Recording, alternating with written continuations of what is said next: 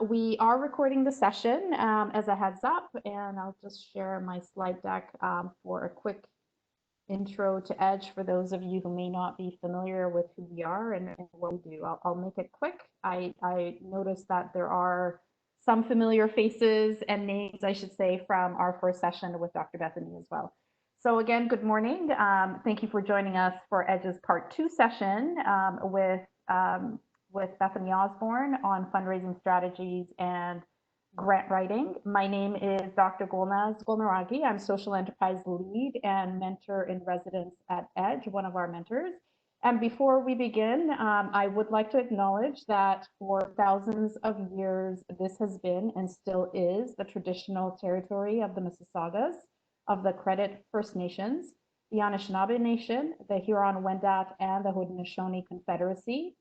Our campuses sit on these lands, and it is our collective responsibility to honor and respect those who have gone before us, and those who are here, and those who have yet to come. And we're grateful for the opportunity to be working on these lands.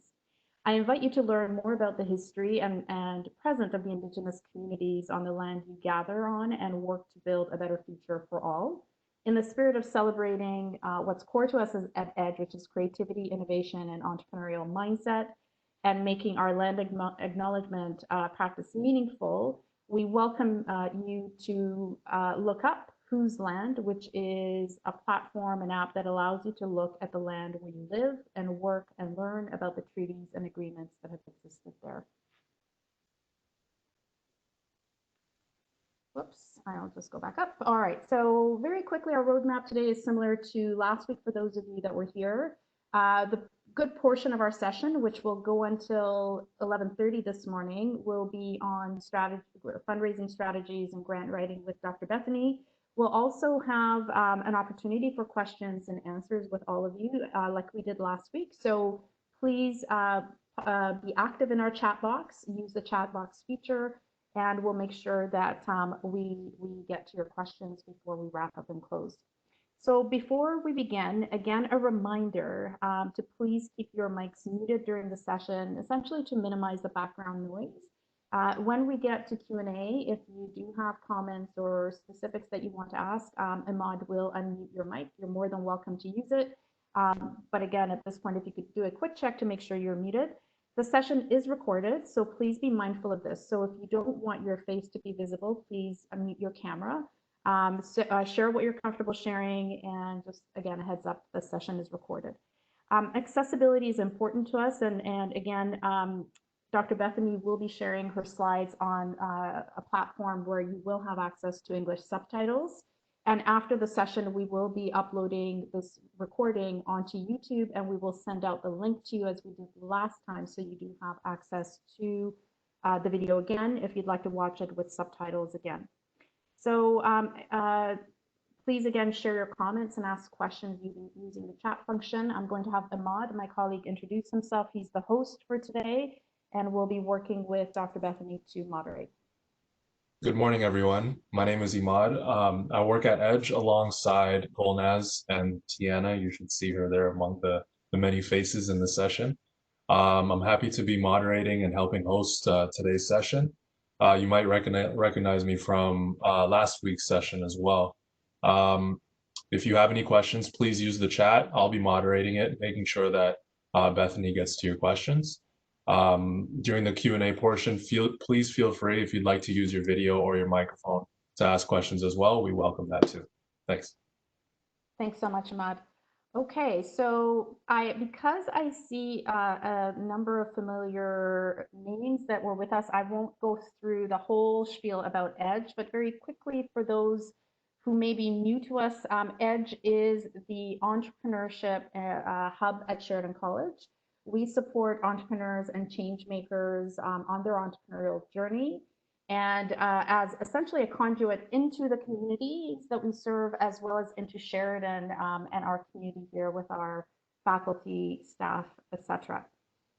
In terms of the work that we do, we support, again, aspiring entrepreneurs and change makers. We provide training, mentorship, and well, a workspace. Right now we have a digital or virtual workspace and platform for our community. And we serve students, a very important demographic, as well as alumni, staff, and our broader community. We pride ourselves on being an inclusive and diverse co-working and incubation space. In terms of the programs that we offer, we do serve entrepreneurs and change makers throughout their full developmental process, from exploration through to SOAR, which is the scaling and efficiency sort of stage, I suppose. In 2019, we served close to 4,000 participants through 140 different networking, training, and funding events. So we're incredibly active in our community, and also very important to us to partner with key ecosystem collaborators as well. We are incredibly proud to have been able to offer funding opportunities to our members and those that connect with us. Earlier this year, we had the Social Enterprise Innovators Grant, where we funded 8 social enterprise members in our community, and that was through the generous support of the Community Foundation of Mississauga. We also had the Advantage Fund for our Rise and SOAR members, where we offered 10,000 or up to 10,000 in seed funding, again, to support our members' growth. And we're also very proud to work with the Oakville Community Foundation and other member foundations on the Investment Readiness Program here in the Peel and Halton regions. So first round of funding applications actually closed earlier this year, and they're in the process of announcing grant recipients for the first round, but we will be working with them on the second round, which opens up, we believe, in September-ish timeframe. So please keep your eyes out for more information around round 2 of Investment Readiness Program for Social Enterprise. So with that, I would love to introduce Dr. Bethany Osborne, who is one of our supporters and collaborators at EDGE. Dr. Bethany is an innovative community practitioner, educator, and researcher with over 20 years of experience building and engaging diverse communities. Over her career, she's worked with diverse organizations, enjoying a key role in supporting community transformation through innovative and creative program and project design, grant writing, and working with community leaders to develop dynamic projects that affect social change. And she is a faculty member at Sheridan as well, which is a privilege for us as well to have the opportunity to work with you. So without further ado, I'm going to unshare my screen and pass the mic over to Bethany. Okay, thank you so much, Gulnaz. And I am now going to share my screen. All right. So this is always the part that I'm always trepidatious about. Okay, excellent. All right, give me one moment.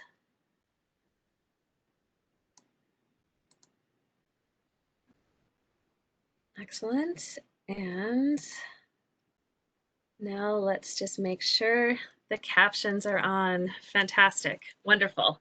Okay, so it is wonderful to be here with you again this morning. Welcome back to all of you who were here last week, and welcome to those of you who are joining us this week.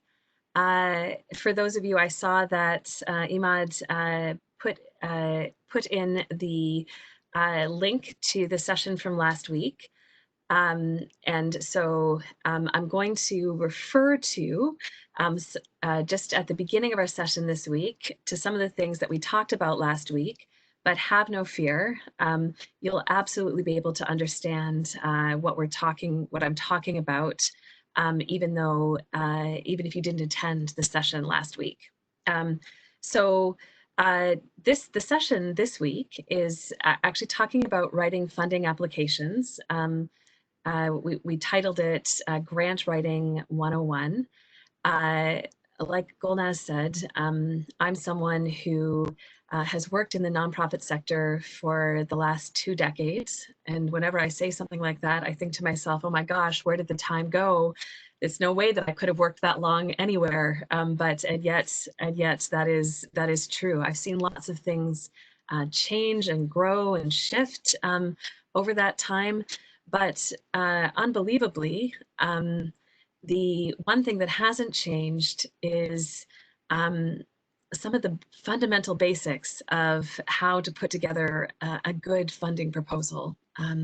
One of the things that I have done for about the past 15 years is to teach people how to write good funding proposals. And so I started a conversation with Edge about a year ago about how I could actually connect and leverage some of the things that I've done in the past to support Edge participants in writing good funding proposals, because I know that that's something that is really important as you are looking for finding ways to support your great projects and your great ideas. And that's the one of the things I know from experience is that having great projects and great ideas, there's sometimes one of the things that's missing is how to make sure that you are communicating those great projects and those great ideas with potential funders so that you can fund those great projects and those great ideas. And so just starting out today, one of the things that we talked about last week is we talked about fundraising strategies and social enterprise. We talked about determining the fit, what you needed to do before you apply. We talked about some steps to creating a strong funding application, things that make a compelling story. We talked a little bit about fundraising in the age of COVID, and I shared some resources, and all of those things from last week, in addition to the video, can be found on the Google Drive link that we'll be sharing this week as well. So all of the materials, all of the resources are on the same Google Drive link. And then the final task that I gave to participants last week was to draft your fundraising strategy and your project story. One of the things that just in terms of the key fundraising strategies that I wanted to highlight that were things that I talked about were the fact that relationships in developing a fundraising strategy, that relationships were key, that you needed to be able to tell your story well, and that you needed to be consistent and organized in the way that you approach developing your fundraising strategy and in putting together a funding application. One of the things I got people to do at the beginning of our session last week was to ask people what they knew about fundraising or a fundraising strategy. And before I realized some of the limitations of presenting on this platform, that I couldn't actually exit the platform in order to keep the live captioning on, was to use a tool called Mentimeter. And I got people to actually tell me some of the things, to enter in 2 or 3 of the first words that came to mind when they thought about fundraising or fundraising strategies. And so this was the result. So this is a word cloud that was a result of some of the things that that you thought about fundraising or fundraising strategy. So if you look at the image, you'll notice that money was central. So not surprising at all. Money is always central when we're thinking about fundraising, because it's one of the things that you need in order to make your dreams come true in terms of your project and in terms of your idea. you all suggested lots of great strategies in this word cloud. And I hope you learned a couple of new strategies last week as we talked. And I'll offer some more strategies today as well. There were also some words in this word cloud, words like confusing, or how to get funding, or there are too many barriers. And one of the things I wanted to say about that is that this whole process of fundraising and finding funding is very much a journey. And the more you engage in the process, the more you learn.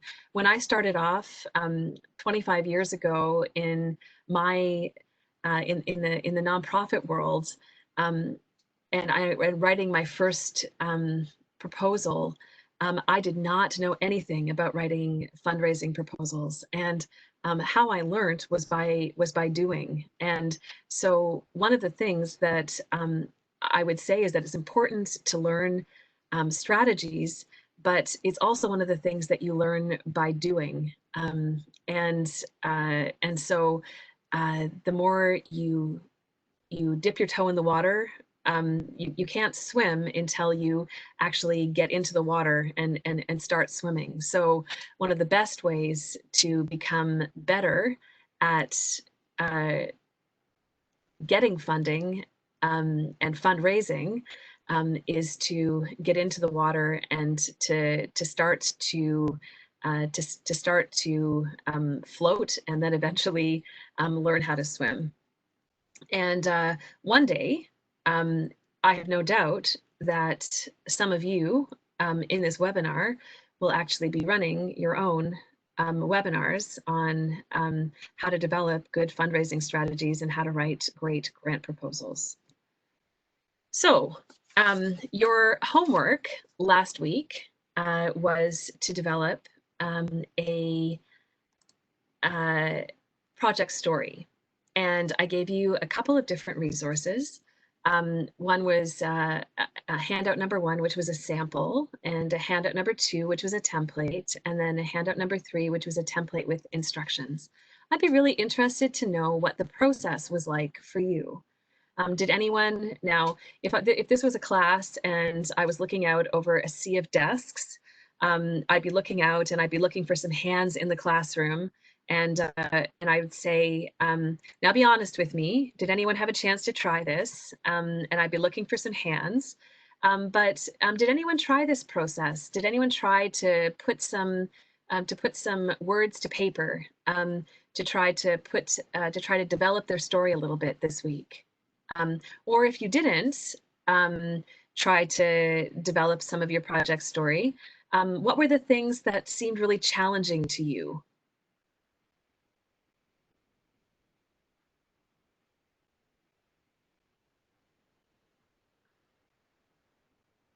Any thoughts?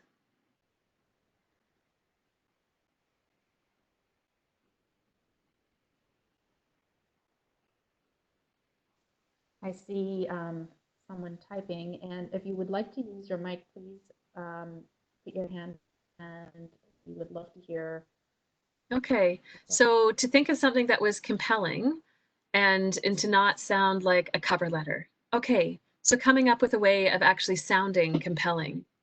Yeah, that's a great, that is definitely a challenge. So how do you make your story stand apart? How do you make it compelling? So I think one of the best ways is to actually is to think about the passion that you have for your particular idea. And I'm betting that if you and I sat together and you told me your idea, I would feel the passion that you have for your particular idea. And so one of the things that I can sometimes I sometimes encourage people to do is, even if you're having trouble actually putting it down on paper and having trouble translating that passion that you have when you're telling the story of your project, is actually try recording yourself telling that story.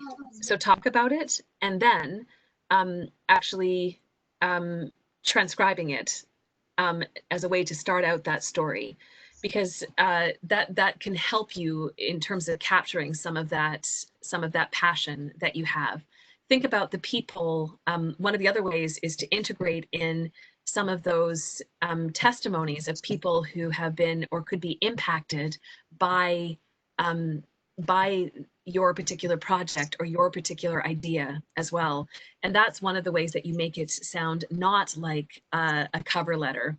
If you follow the template that I gave you that has a bunch of different components in it, looking at a bunch of different aspects of your story, that can also help flush out a number of the different pieces that will tell a compelling story.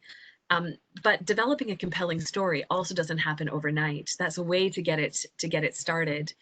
Getting feedback from someone else about your story is also very helpful. Is that helpful? Did I answer the Yes, question? definitely. Yes. Okay, great. Thanks.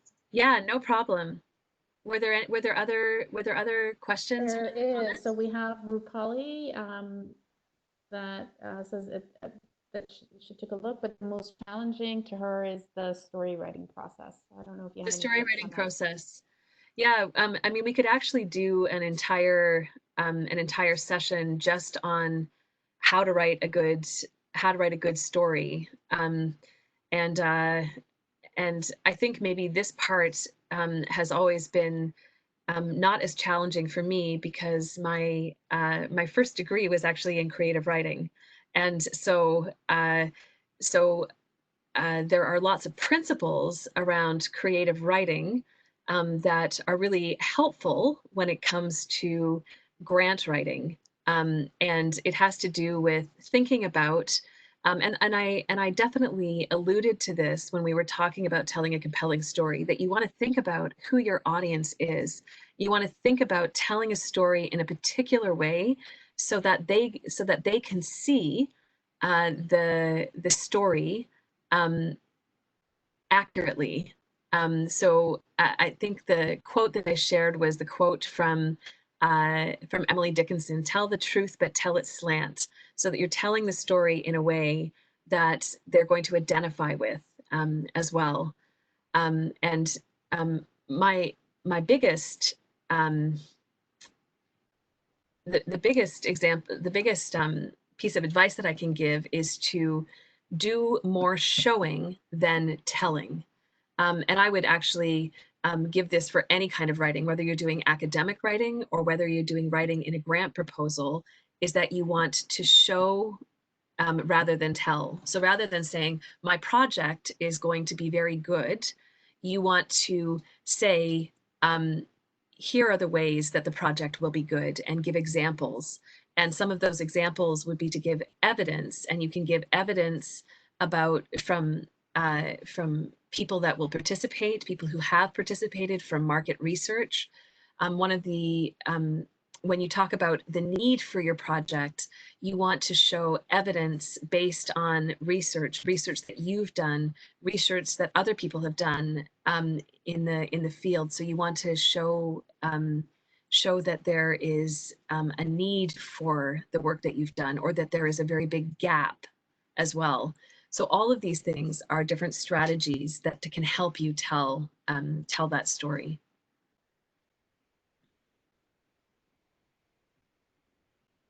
And getting feedback from others, connecting with a partner and going back and forth with a partner is very, so a peer. It doesn't have to be someone who's an expert in any way. Connecting with a peer, this is a very good way to engage with each other. It feels a little bit less intimidating as well. Sometimes if you're going to someone who is an expert, it feels a little bit intimidating to show them your story or show them your first attempt. But a peer can be someone who maybe also is working on telling their story as well, and can give you feedback on whether they think you're telling your story effectively.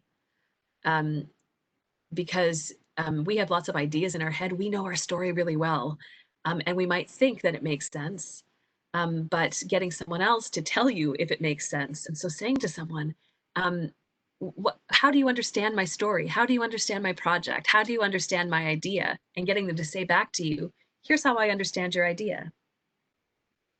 Bethany, if I can add from my own experience, Yeah. Some of the comments that are coming around, like actually sitting down and writing the story can be a little bit intimidating for me. Oh yeah, sure. And what I've observed from my process, and all the tips you've given around recording ourselves first to get to that, like the emotional connection to the story. The other piece I found is something as simple as working with my energy. I find that first thing in the morning, I'm clearest and I do my best work. Right. And so just setting a timer and for an hour working on a little bit at a time, and every day just iterating on it little bit at a time, when I have the most clarity, I find also helps. So I don't know if you have any tips around that too. Yeah, and for me, I'm also a morning person, so I like to. So I would also say that that for any kind of writing that I do, I like getting up before anyone else or anything else disturbs. And I like how you put it, Golnaz, my energy. And not even just my energy, but before a whole bunch of other thoughts start disturbing my mind as well, so that I have a clarity of mind to be able to speak. But for some people, mornings are not their thing. So for some people, nighttime might be better as well. And spending time alone, but then partnering that, I think, with some peer connection can also be very helpful, because we are not people who function in islands as well. So recognizing that, and there is this thing that exists around feeling a bit competitive, right? About like there are limited pots of money and lots of ideas and lots of wonderful ideas, but recognizing that that you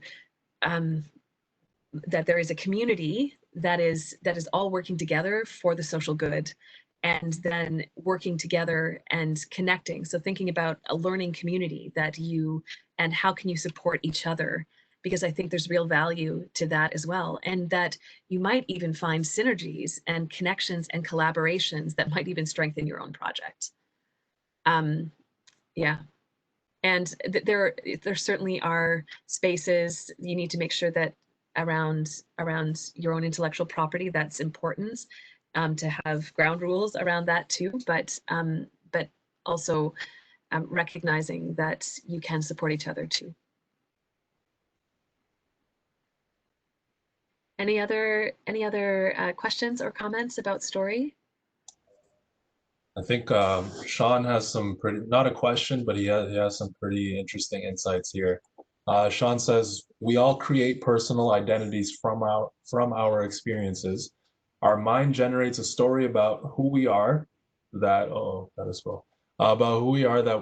we tell ourselves and others. Sometimes our internalized story contains narrative choices that can either help us or hold us back. Setting aside time to string together the events in our story can help isolate areas of passion and purpose. Yeah, great. Sounds like you've done a lot of thinking about story, Sean. And feel free to use your mic if you need to, Sean, or just type in the chat box, whatever works for you. Rightly or wrongly, I've spent way too much time thinking about stories. I don't think it's wrongly at all. The venture that I'm embarking on, I actually just completed my landing page, and the landing page is entitled "Crafting Your Narrative," and it deals specifically with the topic of the idea that we all create narratives in our own mind, and that's the story that we believe. But when you externalize your story through a series of open-ended questions, you're able to tease out of it from a objective perspective different elements of your story that you may not have considered. And when you engage someone else to listen to it, Yeah. they typically hear things that you're not. Yeah. And what some people, what say, for example, me, what I might be viewing as being something that's held me back, other people connect with on a different level. Yeah. So I think as we embark on this journey, the Yeah. narrative process is important, not just to understand our own journey, Yeah. but if you think about old school orienteering, when you had a compass, if you want to get from one point to the other, you had to identify where you are first. Yeah. So coming up with an understanding as to where you are, I think really helps. And when you come up with that narrative, there's other things that become extensions of that.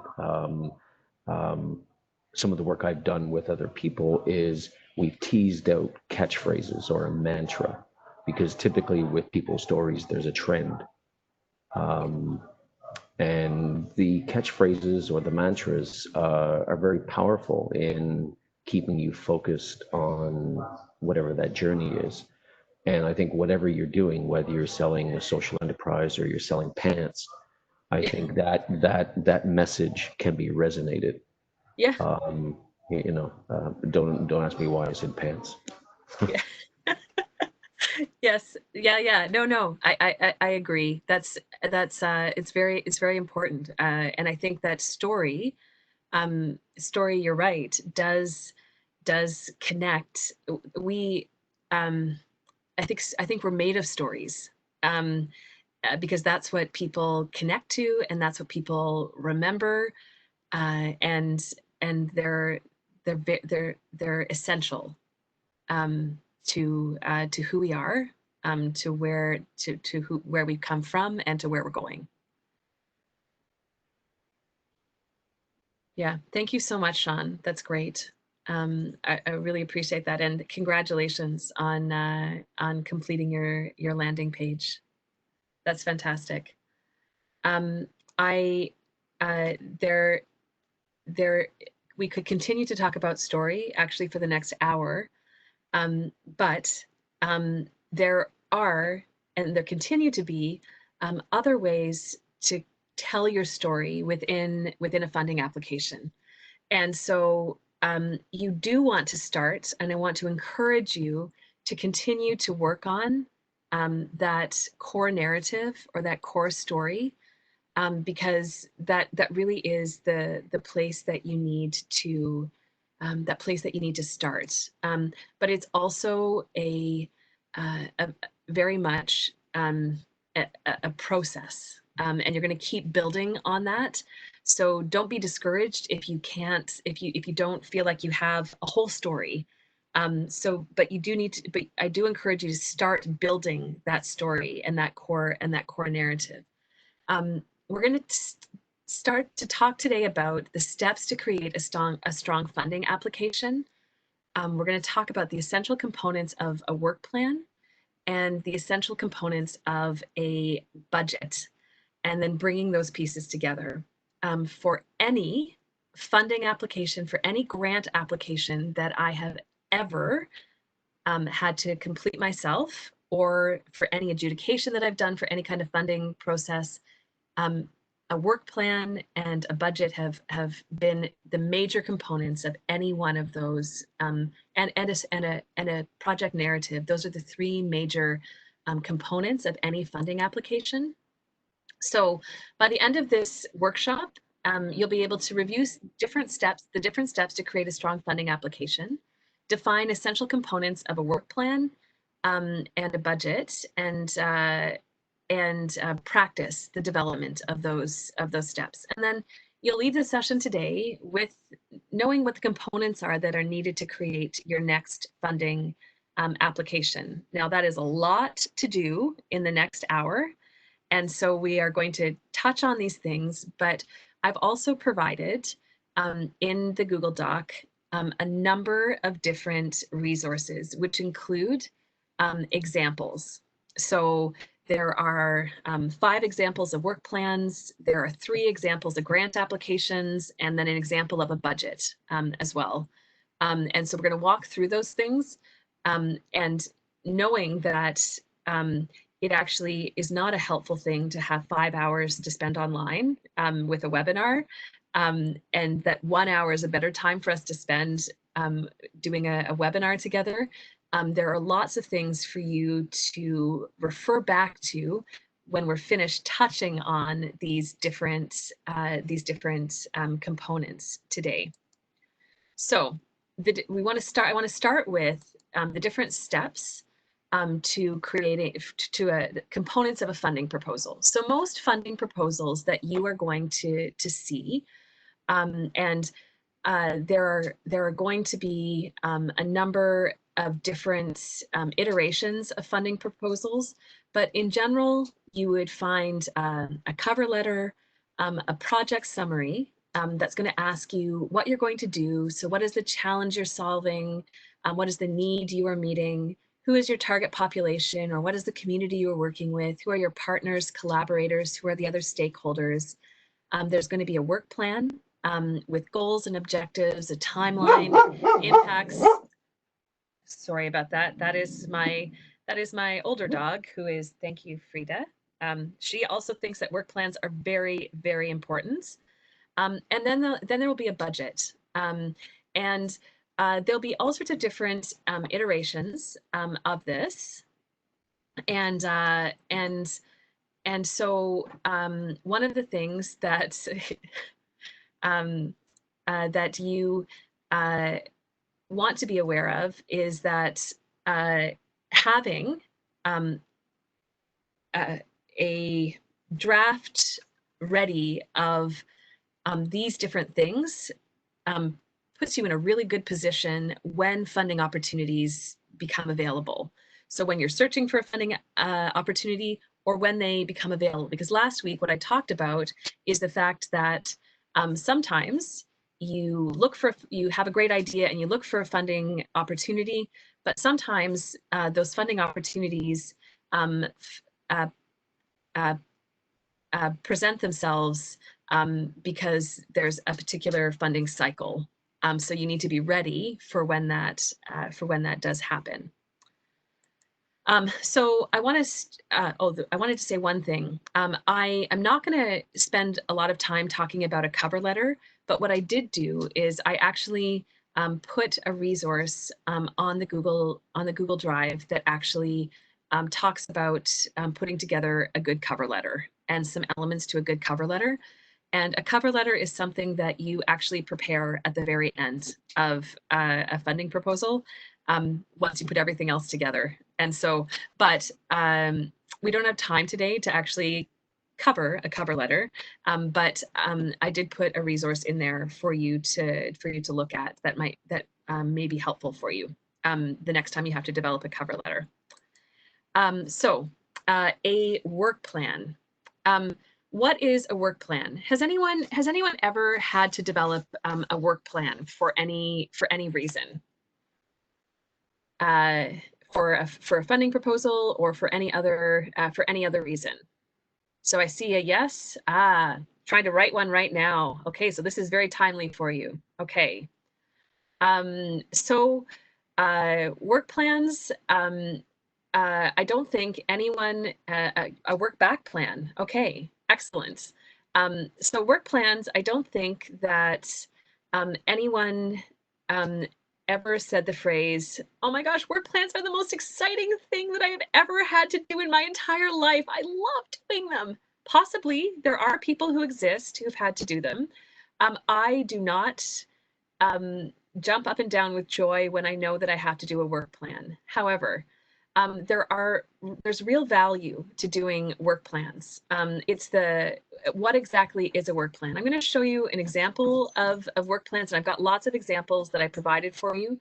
But the work plan is essentially another way to tell the story, and it's a way to tell the story that is kind of like a map that the funder is actually going to use to understand your project. It is very action oriented. You're going to write about how you would run the project to achieve specific objectives. You describe steps that you would take to reach your project goals. And the first time that you ever see an empty work plan, probably you make the following move, kind of like a gulp when you look at it, because it looks a little bit overwhelming, because it's always in a table, and it looks like there's a lot of empty columns and a lot of empty rows. And it can be onerous to actually complete a work plan. But I've got some good news for you. Work plans, actually, despite the fact that they look a little bit onerous and they look a little bit overwhelming, actually doing them step by step, they are time consuming. However, there is a fair amount of repetition in them, and there is no such thing, and here's some good news for those of you who are students. We talk a lot about, and when I teach grant writing in a classroom, and I say, in fact, it's very hard to plagiarize on a work plan, because you are very repetitious on a work plan, and there's only so many ways that you can say things, and so plagiarism is not a big issue in work plans. So it's good news. So the purpose and the use of a work plan, it's a tool that helps you plan, to look at implementing, reporting on, evaluating your project. The project work plan has two different components. It describes how the project will be implemented to achieve your outcome. It includes inputs, activities, timeframes, the person who's responsible, all of the different outputs. It describes how you will evaluate and whether each project outcome has been achieved. It includes outcome indicators, data collection methods, and timeframe. What will a work plan actually help you to do? It helps you to plan your project by outlining the activities that need to be accomplished, your timeframes, your inputs needed, including how the project results will be sustained, your lessons learned and disseminated. And your project work plan will also help you to formulate your project and grant budgets. Okay, that's not bad. So in fact, it's actually connected to your story. It's telling your story in a different way, and it's connected to your budget. It will help you to manage your project when you are actually doing your project. And this is why work plans have become an essential part of almost every funding application that I have ever had to create, and to track your project against the expectations that the funder has. It'll help you report on your progress, because here's the thing. Once you actually get the funding, you think that it's all over, but it is not. Once you actually get funding, funders expect you to report on what you're doing with the money that you've received, and also to evaluate the outcomes of your project as well, by providing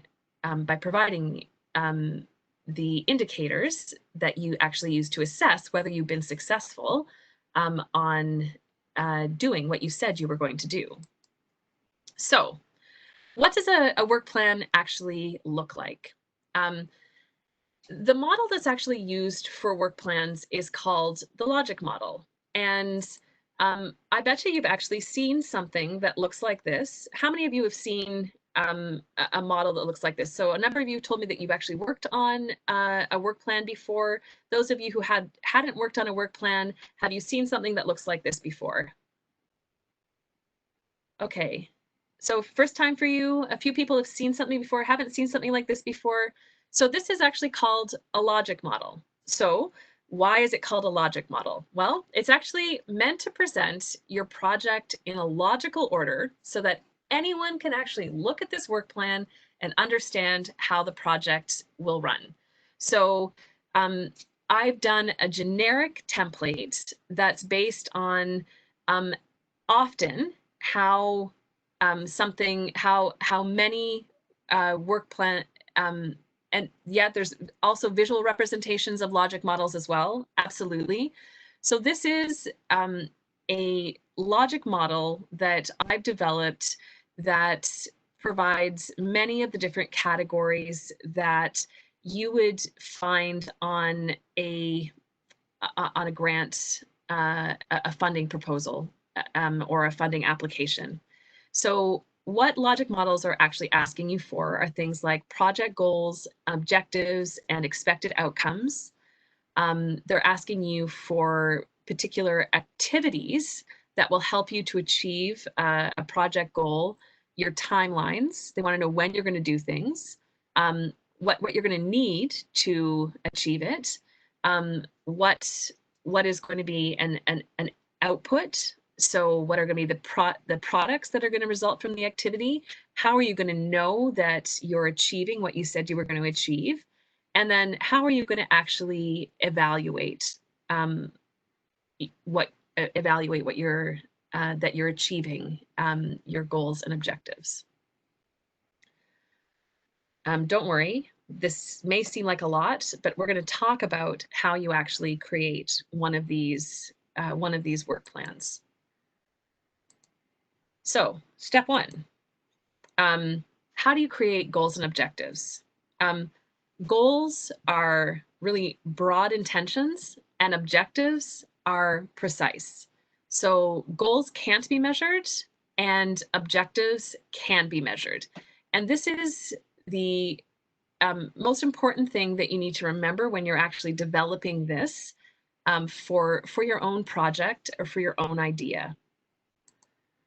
So an example of this would be, a goal would be promote healthy living for youth living in Peel region. So that's a really broad intention. So promote healthy living for youth living in Peel region. An objective would be to increase the knowledge of nutrition, see typo, and exercise by providing nutritional counseling to youth ages 12 to 19 living in the Lundy Village community in Brampton from pre to post project involvement. So if you look at that statement, there are a number of things that are specific and measurable about that statement. Can anyone tell me anything specific about that objective statement?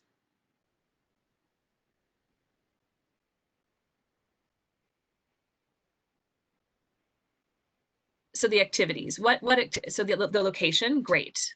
So activities, location, anything else that's specific?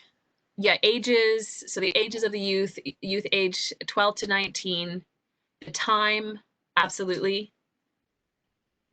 So the time pre to post project involvements, absolutely.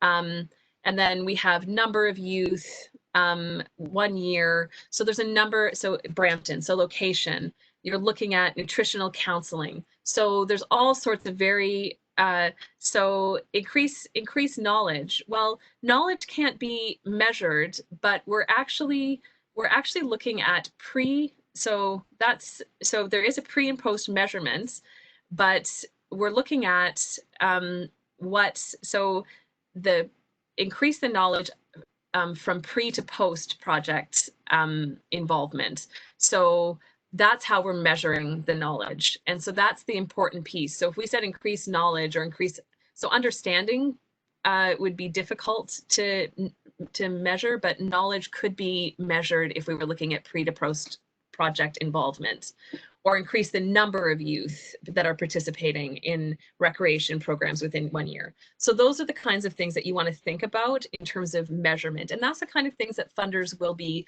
looking for in terms of things that are measurable. And there are also a lot more examples of goals and objectives in the work plans that I provided on Google Docs as well. So objectives are short-term measurable steps within a designated period of time that is moving towards achieving a long-term goal, and they should be SMART. So specific, measurable, achievable, results-oriented, and time-specific. And so when I looked at those different phrases, so those different objectives, I looked at what was achievable. So it was achievable. So just increasing knowledge and increase the number of youth, that was achievable within the time frame. Measurable were things like pre and post, and ages 12 to 19. Specific was thinking about one particular neighbor or one particular community within Brampton. Time specific was 1 year, and pre and post project involvement, and results oriented. We're thinking about both looking at increasing the number and increasing knowledge. So those are just examples when you're thinking about SMART objectives. Step 2 is the activities that are actually going to help you achieve the objectives. So you want to develop activities for goals and objectives for your project. And so if you were thinking about that particular project, what kind of activities might you do for that particular project? So if you were going to, so if we look back at that slide, so if you were going to increase the knowledge of nutrition and exercise by providing nutritional counseling, and you were going to increase the number of youth participating in recreational programs within 1 year, what kind of activity might you have? Okay, so you might do a demonstration. What other kind of activity? Educational visits, for sure. Any other kind of activities that you might try? So workshops, absolutely. So those would all be examples of activities. And step 3, you want to think about what the inputs, outputs, and what the timelines were. So if we took the example of workshops, what kinds of resources would you need for workshops if you were running workshops for youth? What kind of inputs would you need? What kinds of resources would you need? Speakers and mentors. Definitely we need money, absolutely. And you would need a trainer for sure. You would need a room rental, absolutely. You would need food, yes, absolutely. That is the 4-letter word that you need for any kind of engagement. You need materials, yes.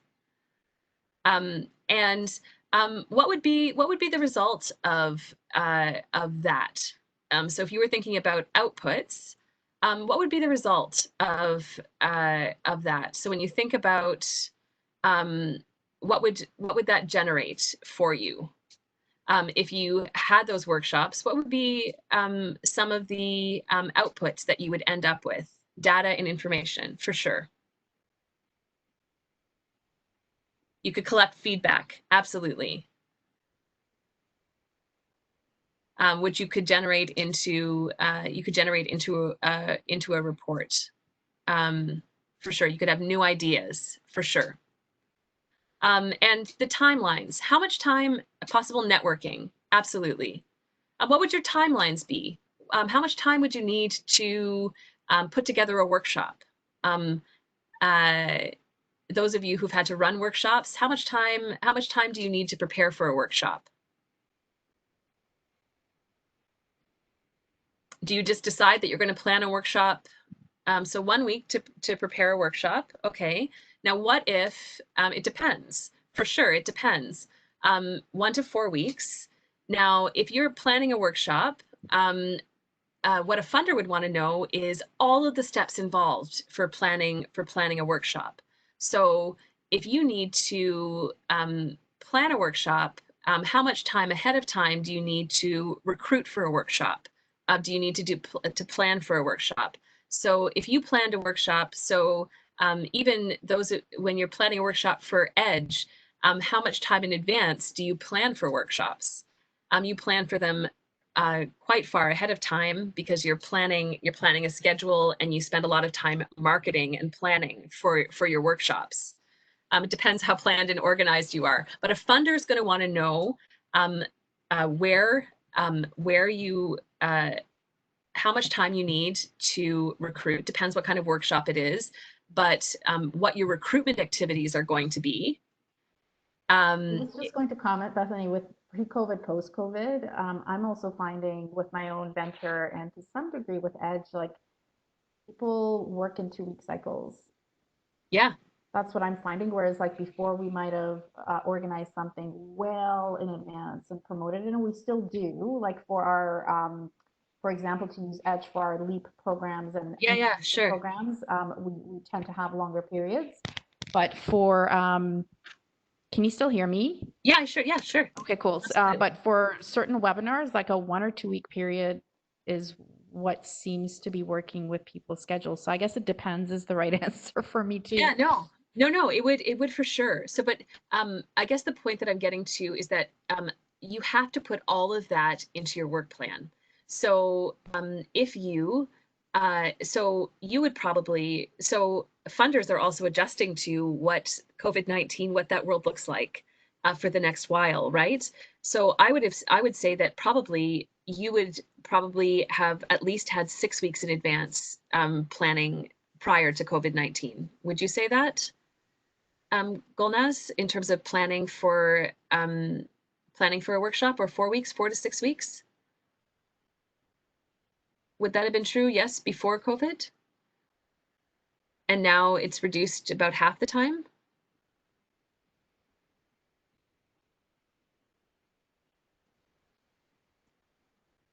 Okay. Yeah, so, and some speakers need to be engaged well in advance, right? So you want to think about the context, but my point for this is that you can't just say in a work plan, I will offer a workshop. You have to show that you will engage a speaker 4 weeks in advance, or you will start the preparations 6 weeks in advance, or 2 weeks in advance, or you will start recruitment 2 weeks in advance. I see that there have been a couple of comments that have just talked about it's challenging to know what those timelines are and to know how to put those in. And I would agree with you that I knew nothing about this 25 years ago.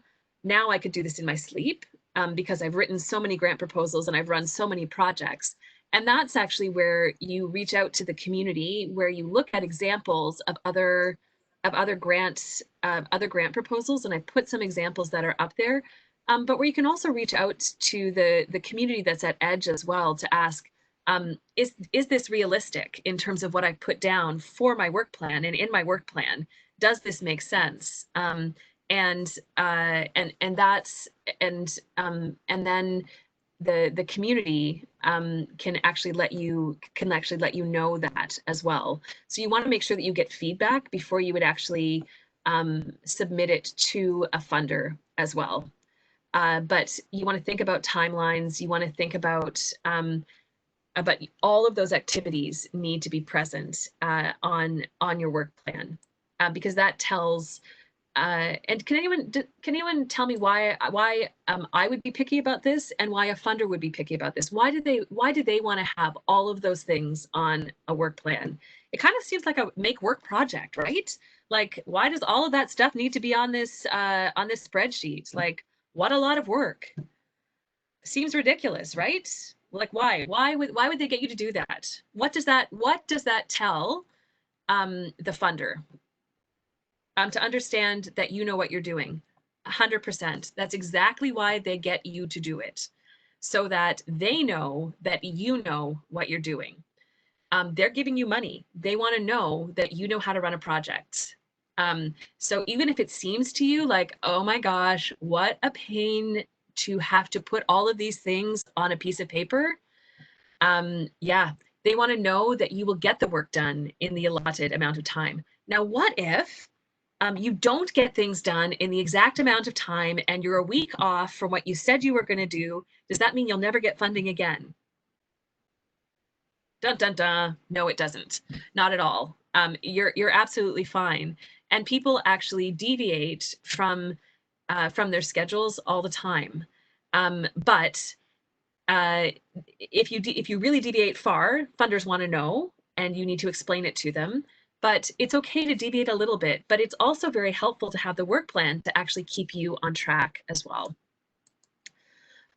Step 4 is indicators and measurements, and this is helping you to look at what's going to show your impact. It helps you to help you think through how you will know what the work that you're going to do and is going to have an impact. And once you get funding, you can actually use this to keep you on track and to keep you accountable as well. And so, for instance, this is just one of the examples that I have of a sample work plan, and this is around the community. This is example is the Community Leadership and Action Project. The goal of it is to support the participation of newcomer, immigrant, and refugee communities to create, implement, and sustain culturally and linguistic appropriate community-based responses to the issue of violence against women. And the objective is to recruit 8 to 10 newcomer, immigrant, and refugee women with demonstrated leadership qualities to participate in a community leadership program. And the expected outcome for this objective is 8 to 10 newcomer, immigrant, and refugee women with demonstrated leadership qualities successfully recruited as community leaders. And I just want to point out that the outcome statement, I want to maybe ask you a question. So the outcome statement, does anyone notice anything about the outcome statement? Can anyone see anything about the outcome statement when you're looking at the expected outcome statement?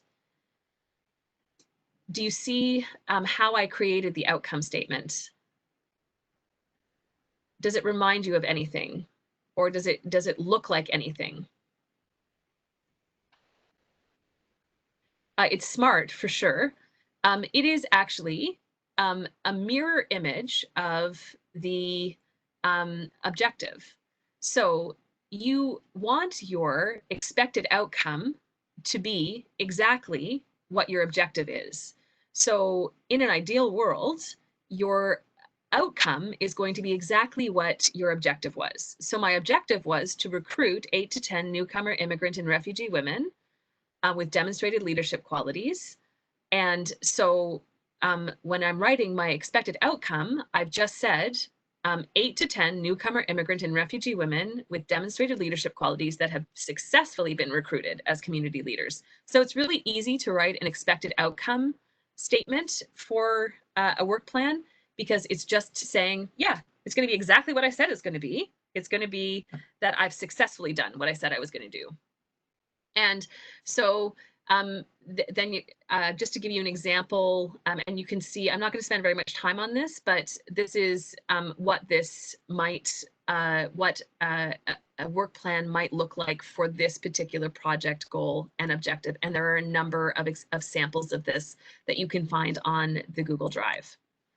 So the connection between budgets and work plans. Budgets and work plans should be able to be read together. So the items that you include on your budget should be reflected in your work plan. So staff on the work plan need to be represented in some way in the budget, either in the budget ask from the funder or in your in-kind section.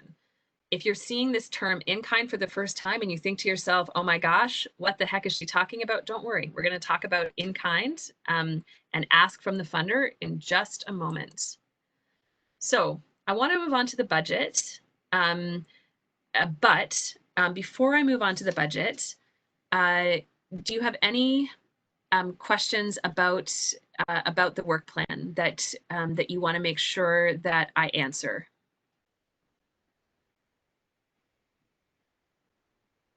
Okay. All right. So,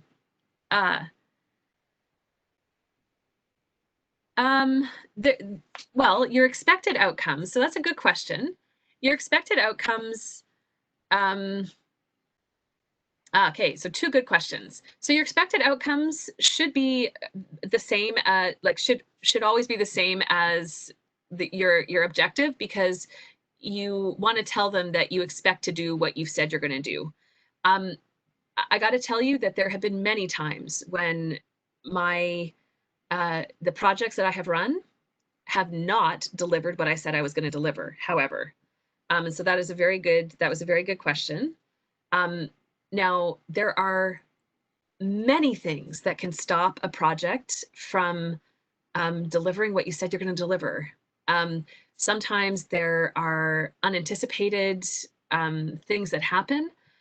Sometimes there are things like anyone who had a project this year had a pandemic to deal with.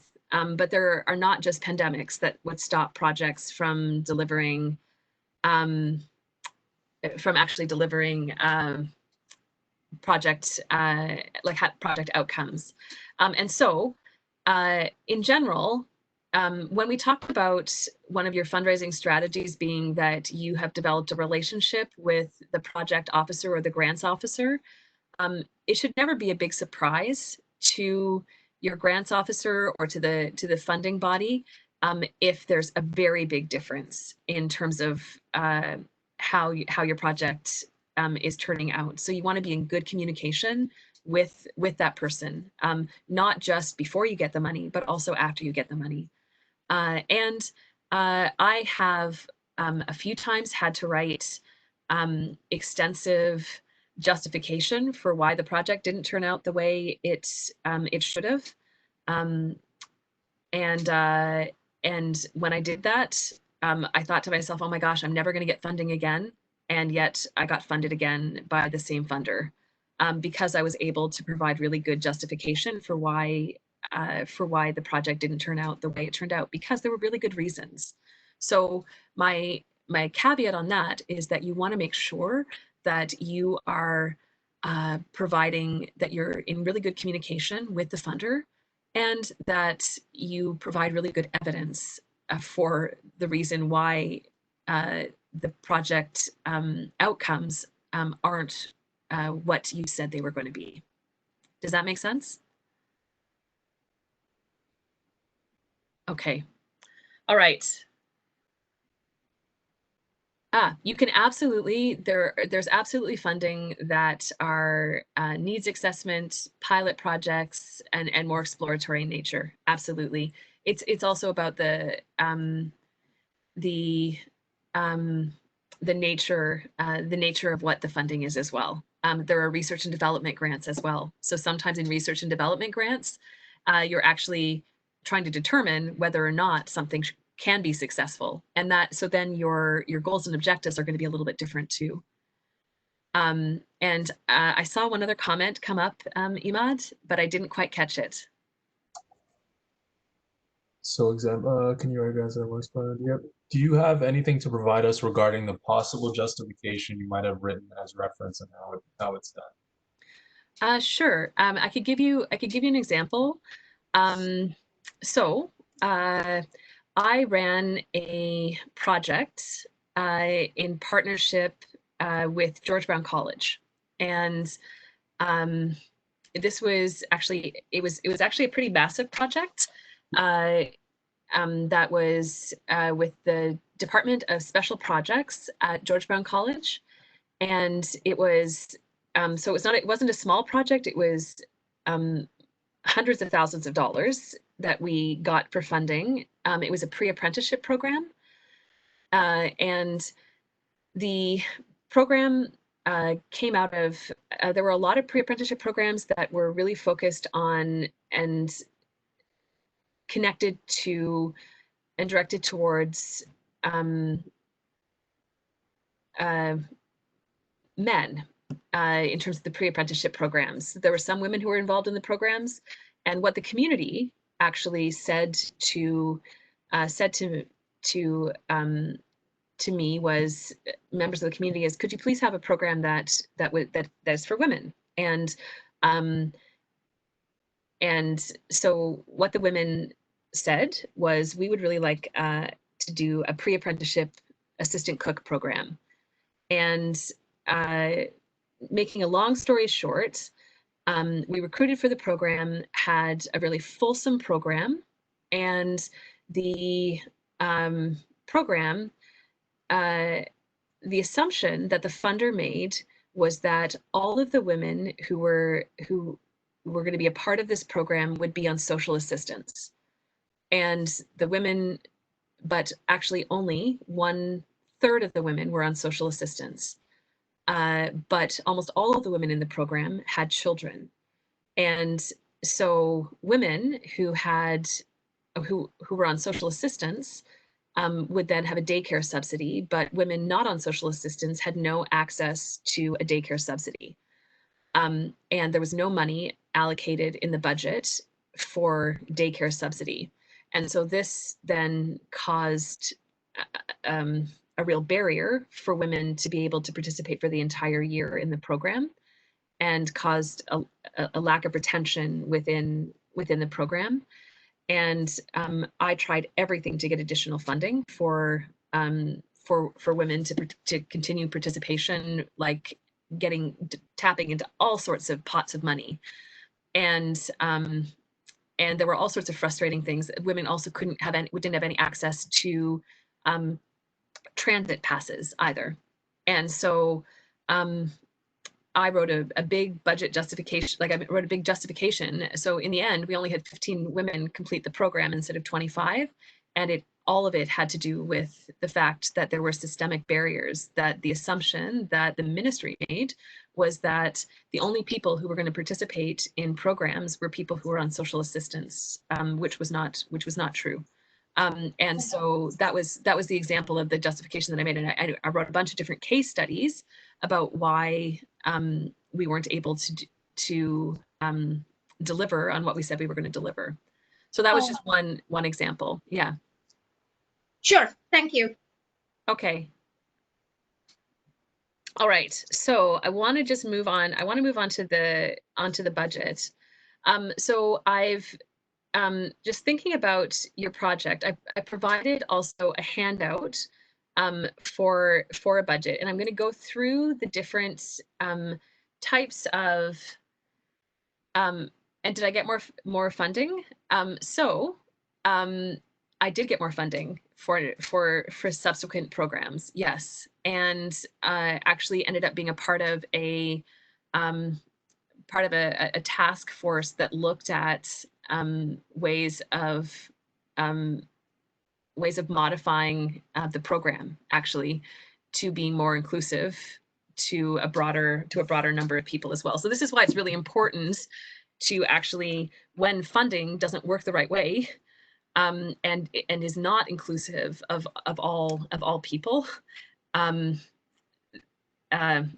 why you should write justification for why, especially when there are systemic barriers that prevent you from achieving your goals or objectives for a particular for particular funding. I think it is important. It doesn't always work that way, but it is really important to be clear about why things haven't worked. Okay, so when we're thinking about budgets and we're thinking about revenues, there are two types of revenues or contributions that are actually indicated on budget forms. So there's actual, and this refers to actual funds, and then there are in-kind, and this refers to donations or contributions of time or materials. They have a monetary value, but it's not actually counted as actual monies. So in-kind expenses can be represented as cash, but they're not counted in the budget. They can be counted in the final cost of the project. So examples of this are your time if you're not being paid, staff time, volunteers from the community, food donated from the community, computers that are donated, placement students, or space that's donated.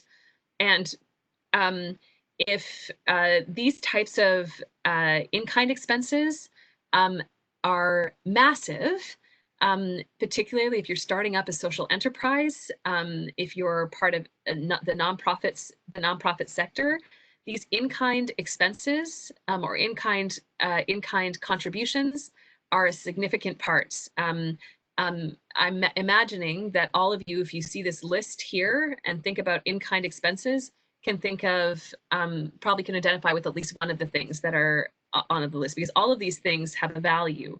So a placement student may not get paid, but they have a value to the project or a value to an organization. And volunteers may not get paid, but they have a value. What kinds of things actually go into a budget? What resources do you need to make your project or idea happen? The largest part of any budget are actually human resources, and that probably won't be surprising to you. So So that's a good question. So time, the work is time consuming when you're starting up a social enterprise, 100%. How do you actually pay yourself for doing the work? Well, I mean, one of the ways you can do that, it depends on the kind of funding that you can that you're applying for. And there may be there may be some other strategies around social enterprises for paying yourself for the work. And I might actually, I'm not sure. Golnaz, are you still on? I sure am. Yes. I'm not sure if Golnaz, you have strategies. Did you see the question that went out up in the chat, just around strategies around paying yourself when you're starting up a social enterprise? I was just saying that it depends on the type of grant that you or the type of funding that's available, that you can sometimes find like a line depending on eligible funds. But are there strategies that you have or that you give to people? I think it really also depends on your legal structure as well. Right, for Like, sure. so whether Absolutely. you're for profit or not for profit, etc. So I think it really depends. Whoever asked that question would be happy to hop off separately to maybe learn a little bit more about your project, and then I don't think there is a one size fits all. Yeah, I don't think so either. Legal structure, types of funding that are available to not-for-profit, and there are a growing number that I'm seeing for profit as well, particularly for women run social enterprises, and the IRP as well. But I haven't looked in detail at the IRP. I don't know if any of you have applied and whether salary was included as part of that or not. So to Bethany's point, to look at different funding opportunities and looking at what they might cover or not would be great. But if you're for profit, there's different ways of looking at that as well that we can talk about separately. Okay, great. Yeah.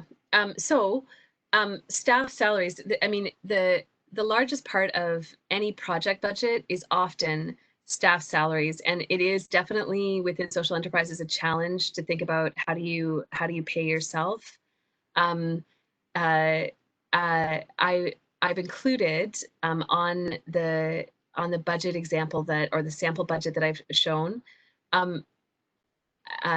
Certainly what I've included is an example of thinking about someone being employed 12 months. I understand that the reality is that lots of budgets are much smaller, and it's not necessarily a luxury to think about employing someone especially when you're getting started for an entire year. And even for most nonprofit organizations, the thought of paying benefits is also not is a luxury. About 60% of the Canadian workforce is employed precariously, which means that they're employed in contract work and without benefits. And so these are all things that I'm providing you with this information, but recognizing that this is often a luxury. Honoraria is also something. So honorarium is an amount of money that you might give to someone in honor of them participating in something, in say for a workshop. You might give them a small amount of money in place of a salary, and just to say, as a token, to say thank you for coming. So that also would fall under human resources as well. How much would you be paying people? You want to think about what kind of positions you want to fill. You want to look at what people are being paid in the field. When you're putting together a budget, you want to look on different job sites, and you want to choose an amount that is not at the bottom, not at the top, but somewhere in the middle. And like if you're looking at how much people are being paid, so choose somewhere in the middle. And that's the recommendation that I was given 20 years ago, and I think I've kept with it, and that's it served me very well as I have continued to create budgets and continue to write grant proposals. Is it helpful to have invoices or quotes? I missed that, Imad. Actually, while Is Imad it- looks that up, I'm just going to also add that Charity Village also has Yeah. benchmarking studies Yeah, on they do. It's pay great. for, particularly if you're a not-for-profit registered, they have benchmarking reports on pay. That would be a good one to reference as well. Yeah, no, that's great. Thank you so much, Golnaz. And what was the question? It was, is it helpful to have invoices or quotes to attach as budget justification for services or contracts? So I can't imagine a time when you would need to have an actual invoice. However, in your budget justification, which I'll talk about just in just a minute, it would be helpful to actually say to actually write a couple of lines about a quote that you have, if that makes sense. Just to say where you've gotten the number from. So you want to have an hourly rate. Yeah, quotes for translation services, that's helpful as well. Yeah, that's great. Thank you, Serena. Salary ranges, benefits are often 25 to 30% above the salary rate. You'll notice that in my budget, I've included hourly rates plus a 10% and a 4%, and those are employer costs. The 4% goes if you're actually employing people, you have to pay a 10%. That 10% goes to the government to pay for CPP and EI. And that 4% you have to pay, and that goes to the employee. The 10% does not go to the employee. And so those are things that you need to include in your calculation for how much it would cost to employ someone. But that's not how much someone gets paid. But all of those things are things that you need to know when you're actually thinking about putting a budget together. So for an example, if you were hiring a project coordinator for a project for 50 weeks at $25 an hour, you would look at this kind of calculation. So the person would actually be getting paid the cost for that person. Sorry about that. The cost for that person would actually be about $55,000, but their salary would be about $46,000. So these are the kinds of things that you need to know when you're putting a budget together. And other things that go into a budget are things like infrastructure. So your rent, computer, and phone. And then things like marketing or outreach. So social media ad space, communications, or printing. And other things like travel. So bus tickets for project participants, rental of a bus or van, or mileage. And you need to look at what are eligible expenses for the particular funding that you're applying for. And other things might be there are other expenses that haven't fit into other categories. So things like translation, interpretation, or accommodations in terms of accessibility. So if you need to have things like closed captioning, if you need to buy some software or need to have live captioning, things like childcare, things like gifts, and or materials for workshops, or art materials, or other things. All of those different things are things that you need to think through. And often different funders will have different categories. The categories that I've included are often categories that are included in funding updates, and funders will break up the different types of funding that funding categories in their budget forms. And then I included a sample budget and have broken it down for you and included that on the Google Drive as well. So how do you know if your budget actually makes sense? You want to have someone else read your budget, and if they can't understand it, you want to make it more clear. And there's often, with a funding application, something called budget justification. So this is where you want, that explains anything in the budget that may not make sense to the person reading the budget. So just like with your project story, you want to get someone else to look at your budget. And so this would be, like Serena mentioned a little bit earlier, you want to make sure that you break down for your project, if you needed to have something translated or interpreted, you want to break down what those costs are and why those costs and why you are incurring those costs, and connect it back to your larger story. That budget justification is really important. And no matter how you might feel about the budgeting process, the budget section of a grant application is as important as every other part of the process. The budget is not just an extra. The budget is crucial. And I have seen many grants be declined because the budget was not well done. And because funders, when they look at a budget, even if you have a really well-written story, if the story is not consistent, if the story is not consistent, it does not connect with the budget or connect with the work plan, this is where that consistency and that organization needs to flow all the way through the grant proposal. I'm aware that we're reaching the end of our time together, but I just want to finish up by saying a few things. That your budget reflects what you truly value about your project or your program. It tells a story for funders, and inconsistencies between your budget and your project description will raise red flags for funders that may be too difficult to overcome.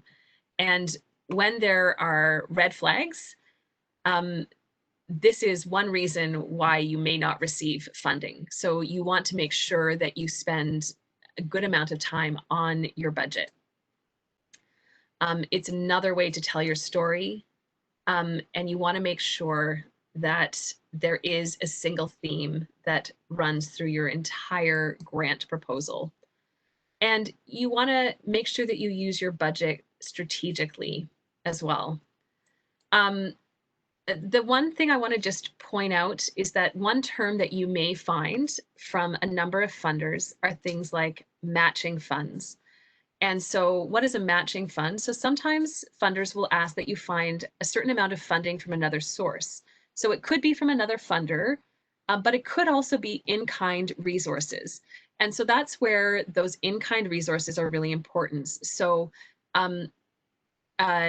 when someone was asking earlier about how do you compensate for all of that extra time that you're putting in, sometimes some funders will actually look at the time that you're putting in or the other in-kind resources as a match, as part of a matching fund. And that's often with resources from, say, City of Mississauga, City of Brampton, City of Hamilton, and then the funder will provide the matching funds. So look for those as well. Those are nice ways to actually look at a valuing of your time and valuing of other stakeholders as well. And you want to also use your budget to suggest your enterprise sustainability. And I've put in a few additional slides. So sometimes they'll ask you to look at what your plan is for the future in terms of your long-term planning. And you can approach more than one person at a time for funding, absolutely. But one of the things that you want to make sure that you do is you want to make sure that you actually indicate on your budget form that you have applied for other funding. You need to indicate whether or not it is secured or whether or not it is not secured. So you need to be, yeah, very good, Golnaz. You need to be transparent. But it is not a problem at all. In fact, there's no funder that I know who looks and says to themselves, "Oh my gosh, look at this greedy person. They're applying for so many kinds of funding. I'm not going to give them funding." Instead, they're going to be like, "Look at this person. They are a real go-getter. Nice work." And so they'll be interested to know. So some funders will ask, "Did you get that funding? What is your contingency plan if you don't get this other funding?" So you may want to be able to indicate how you're going to use all of that funding. So don't be able to show how you will use it all, and be able to answer how you will still run your project if you don't get all of the funding that you're applying for. So be really clear about that as well. So a couple of last things to know about budget. You want to make sure that all of the items in your budget are represented in your project outline. Do all of your numbers add up? Have you included both actual cost and in-kind contributions? Is it clear and concise? And could someone who doesn't know anything about my project actually understand my budget?